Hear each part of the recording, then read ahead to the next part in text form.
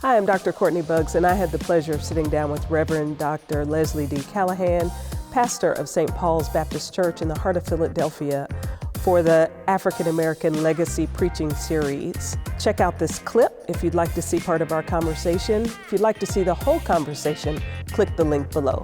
Thank you. So tell me about maybe one of your best preaching moments. Okay, I've got a couple. One of my best preaching moments,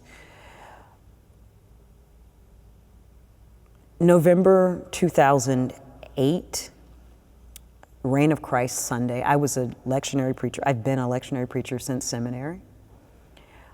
Have come to really appreciate the liturgical year and the way it kind of grounds the journey of congregations and my own journey. Even when I was in more itinerant ministry, I still generally preached the Revised Common Lectionary, one of the texts therein. And there are a few Sundays that I've come to really love. I really love Palm Sunday. I really love the Sunday after Easter, Pentecost, and the Reign of Christ Sunday, the whole season of Advent. But those specific Sundays I really love. I was in the search process with the St. Paul's Baptist Church, and we were at the phase where they asked, when are you preaching, like neutral pulpit kind of questions, right? So that the search committee can come hear you live. Mm-hmm. And my home church at that time, I can't remember now whether I said to my pastor, I need to preach somewhere so they can come hear me, or whether he had already invited me to preach the Reign of Christ Sunday, Christ the King. In any case, November 2008, I preached at Mount Carmel, and I preached a sermon called What Kind of King? From Matthew 25, which was the lectionary, the gospel that year. And what was extraordinary about it, I didn't know that the search committee was there. I had several dates in the area, and so I didn't know which one they were coming to. I didn't know that they were there. Mount Carmel was always a wonderful place to preach. The pastor then was an extraordinary preacher, is an extraordinary preacher, and it was always a wonderful place to preach. But this Sunday was something special. And so I preached this sermon, and when I sat down, it was like something fell on the room. I mean, it was extraordinary. It wasn't during the preaching, it was right after.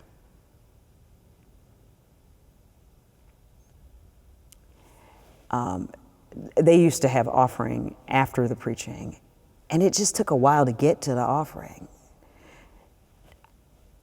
Nobody was singing. I don't even know how to explain it, but it was really extraordinary. And I heard later from the search committee, I heard about the search committee members who were there, that they went back to the search committee and said, I think we just heard our pastor. Wow. And the members of the committee who hadn't been able to go that day, they were just but it was an extraordinary moment for me too.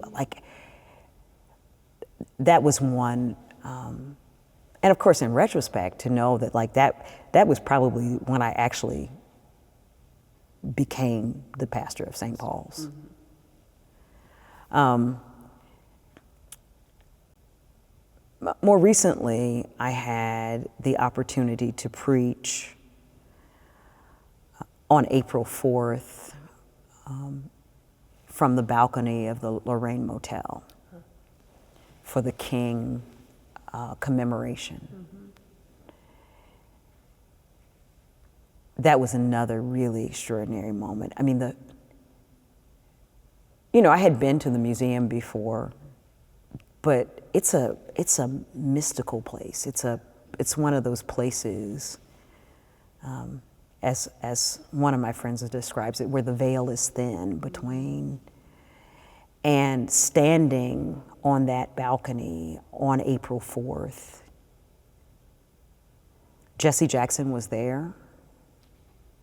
He was on the balcony too while I was preaching, standing with the room that King had stepped out of, standing more or less in the place where he fell,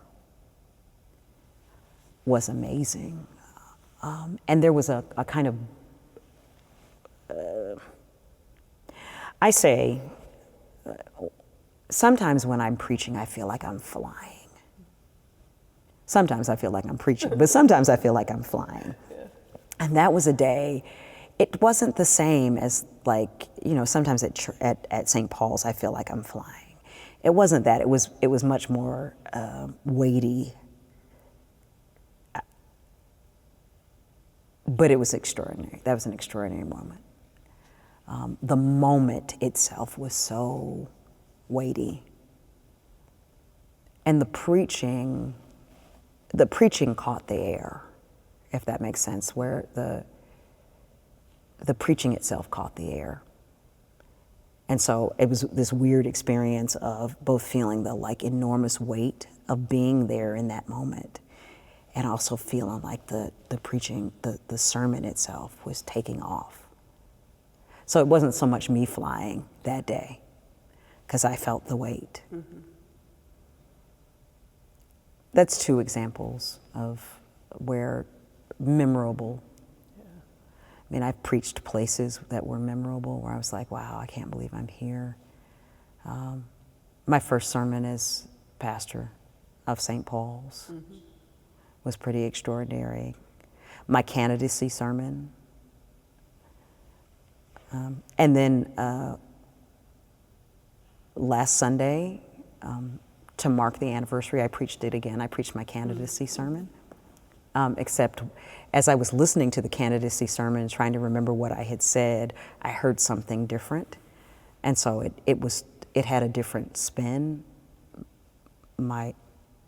I heard something else, and so I preached the new thing, but more or less the structure of the sermon was the same.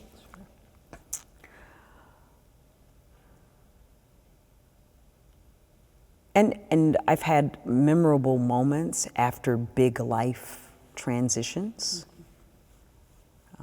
I often, because preaching is so much a part of my identity, when I'm going through big life transitions, I think, how will I preach? Will I be able to preach after this?